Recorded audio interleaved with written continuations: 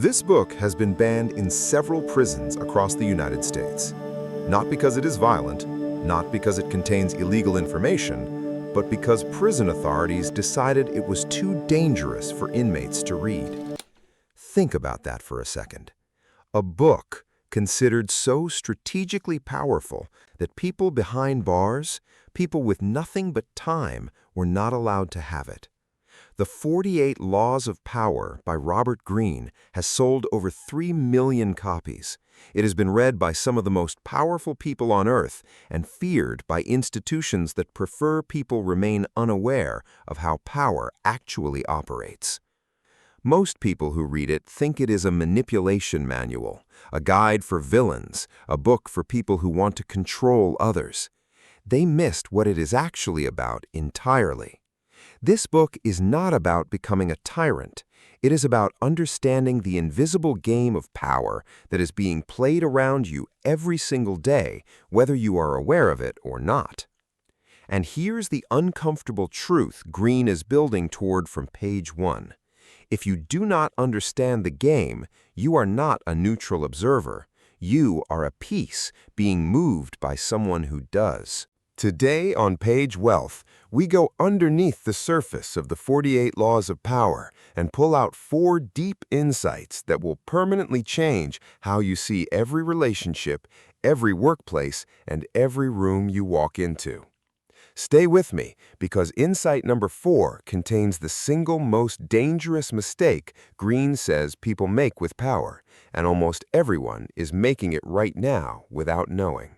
Before we get into the laws themselves, Greene opens with something most readers skip right past: a philosophy, a worldview, a lens through which the entire book must be read.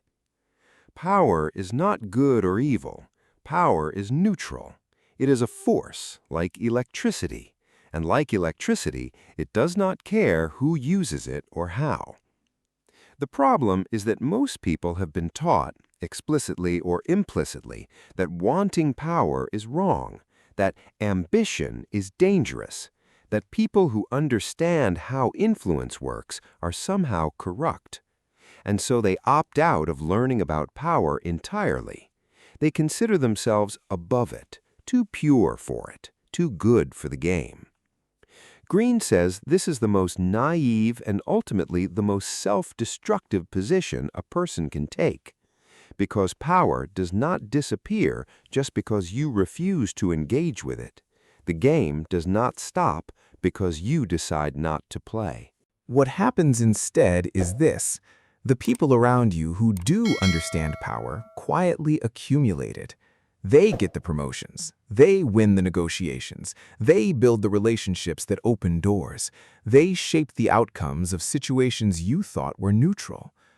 And you, the person who considered themselves too good for the game, end up wondering why everything always seems to work out for certain people and never quite for you. It is not luck. It is not unfairness. It is the game being played around you by people who studied it while you looked away. Greene is not asking you to become ruthless. He is not asking you to manipulate people. He is asking you to open your eyes to a reality that has always been there. Understanding power does not make you a villain. It makes you someone who can no longer be played without knowing it. Think about one situation in your life right now. A workplace, a relationship, a negotiation, where things have not gone the way you expected despite your best efforts. Ask yourself honestly, is it possible that someone in this situation understood the dynamics better than I did and used that understanding to their advantage? Not to make you paranoid, but to make you more aware. Awareness is the first law of power, and it starts with admitting the game exists. Now, once you accept that the game exists, the next question is, how do you play it without losing yourself in the process?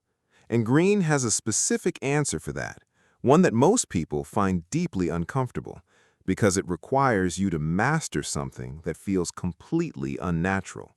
That is next. Be honest with me in the comments right now. Have you ever lost something? A job, an opportunity, a relationship, and only later realized someone else understood the situation better than you and used it to their advantage.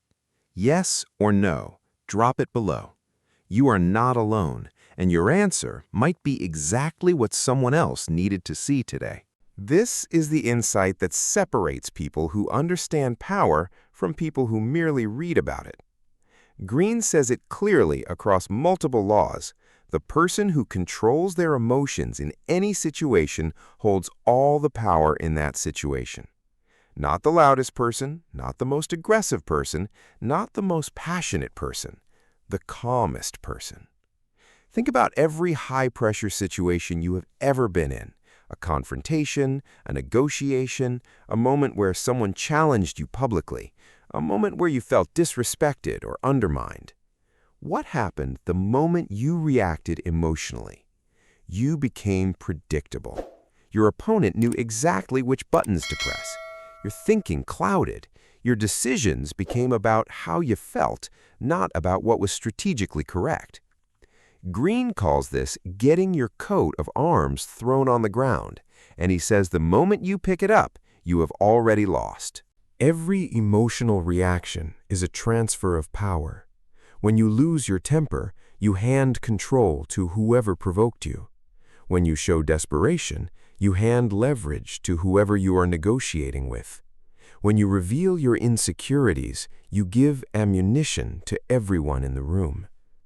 The most powerful people Greene studied across history were not cold or heartless. They felt everything, but they had mastered the discipline of never letting what they felt dictate what they did. He points to figures throughout history who rose to extraordinary power not because they were the smartest or the strongest, but because they were unreadable. They could sit in a room where everything was falling apart and appear completely unmoved, and that appearance of calm was itself a weapon. Because when you cannot be rattled, you cannot be controlled, and when you cannot be controlled, you become the most dangerous person in any room. This does not mean suppressing your emotions. It means developing the gap between stimulus and response, the ability to feel something fully and still choose your reaction deliberately. The next time someone provokes you, in person, online, anywhere, practice this one discipline. Do not respond immediately. Wait, even if it is just 60 seconds. In that 60 seconds, ask yourself, what response serves my long-term interest here? Not what feels satisfying right now, what actually serves me. That 60-second gap is where power lives. Most people never find it because they react before they even know they had a choice. But controlling your emotions is only half the picture, because Greene says there is something even more powerful than controlling yourself.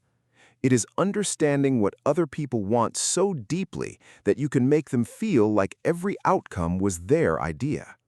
And that skill, once you develop it, changes every relationship and every negotiation you will ever have. That is coming right now. This is one of the most practically powerful insights in the entire book, and it is one that will make you uncomfortable because it reveals something true about human nature that most people prefer not to acknowledge. Greene states it plainly. If you need something from someone, do not appeal to their mercy. Do not appeal to their gratitude. Do not appeal to their sense of fairness or friendship. Appeal to their self-interest. Show them clearly and specifically what they gain from helping you, what problem it solves for them, what opportunity it creates for them, what they lose if they do not act. This sounds cold, it sounds calculating, and Greene acknowledges that. But then he asks a question that is impossible to argue with. How many times have you appealed to someone's goodness, their loyalty, their friendship, their sense of obligation, and been disappointed? How many times have you assumed that because someone liked you, respected you, or owed you, they would come through when it mattered? And how many times did they let you down, not out of malice, but simply because their own interests were pointing in a different direction? People are not primarily motivated by what is good or fair or right. They are primarily motivated by what serves them. This is not cynicism, it is observation. Greene spent years studying the most influential people in history and found this pattern without exception. The leaders who built lasting alliances did not do it by being liked. They did it by making their allies' continued support clearly and consistently in those allies' best interest. The moment an alliance stops serving the self-interest of the people in it, it collapses, regardless of loyalty, regardless of history, regardless of friendship. Understanding this does not make you manipulative, it makes you realistic. And realistic people build more durable relationships because they are built on something more reliable than goodwill.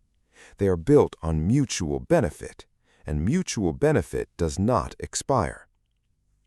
Think about one thing you need from someone right now: a favor, a collaboration, an opportunity, a yes from someone who keeps saying maybe. Instead of framing your ask around what you need, reframe it entirely around what they gain. What specific benefit does saying yes create for them? What specific problem does it solve? What do they lose by saying no? Answer those 3 questions first, then make your ask. The difference in response will surprise you.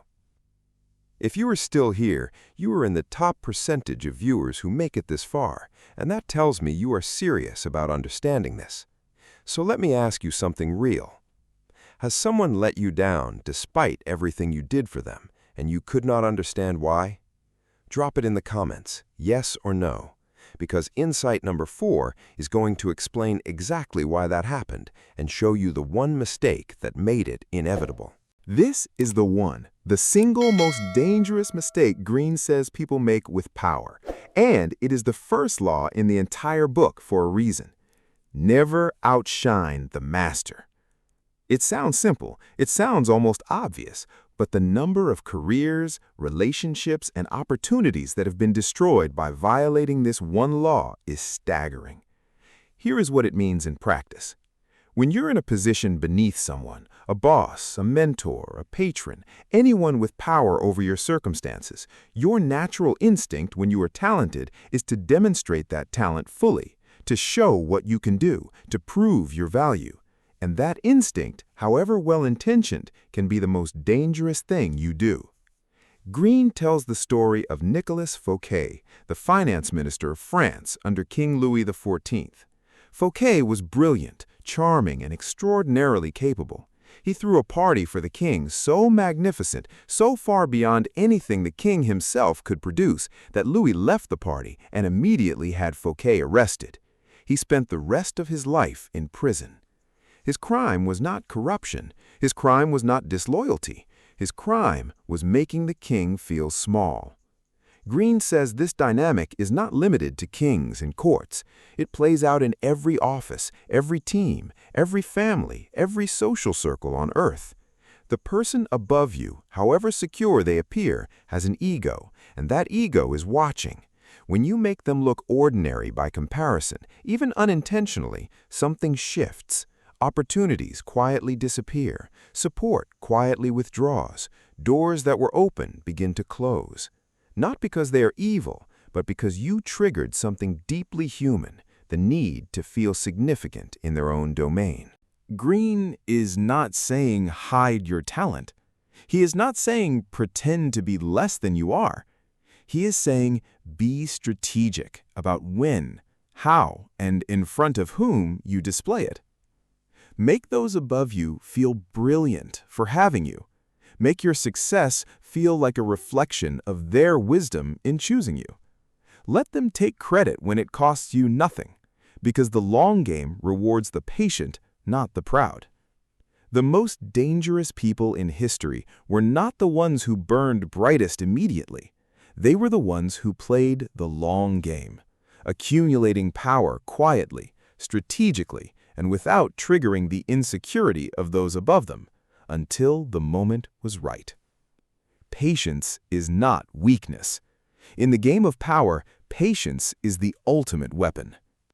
Think about one relationship in your life right now where you hold less power than the other person. Ask yourself, have I ever made this person feel small, overshadowed, or less capable, even unintentionally? If the answer is yes, that moment may be the source of resistance you have been experiencing from them without understanding why. You do not need to shrink yourself permanently. You need to be strategic. Make them feel seen. Make them feel credited. Make them feel like your success is connected to their greatness. That one shift can unlock doors that have been quietly closed for longer than you realize. So, why was this book banned in prisons? Not because it teaches violence, not because it teaches crime, but because it teaches people to think, to observe, to see the invisible dynamics operating in every room, to stop being moved and start moving deliberately. An institution that depends on compliance does not want the people inside it understanding how power actually works, because people who understand power are significantly harder to control. That is the real reason, and it is the same reason this book makes certain people deeply uncomfortable. Bosses, institutions, anyone who benefits from others remaining unaware. The 48 Laws of Power is not a manual for becoming ruthless. It is a manual for becoming aware. Aware of the game, aware of your emotions, aware of what actually motivates people, aware of the invisible line between strategic brilliance and self-destruction. Power understood is power you can choose to use or choose not to. Power misunderstood is power being used on you. Now you understand it. 6 videos in on PageWealth, and the picture keeps getting sharper. We have covered how to think about money, how to build the behavior, how to break the wrong programming, how to engineer the obsessed mind, how to build an offer people cannot say no to, and now, how the invisible game of power actually works. The next video is going to take everything we have built and show you what happens when someone applies all of it with absolute relentless discipline, through pain, through failure, through circumstances that would break most people. Subscribe to PageWealth. Share this video with someone who needs to understand how the world actually works, not how they were told it works. I will see you in the next one.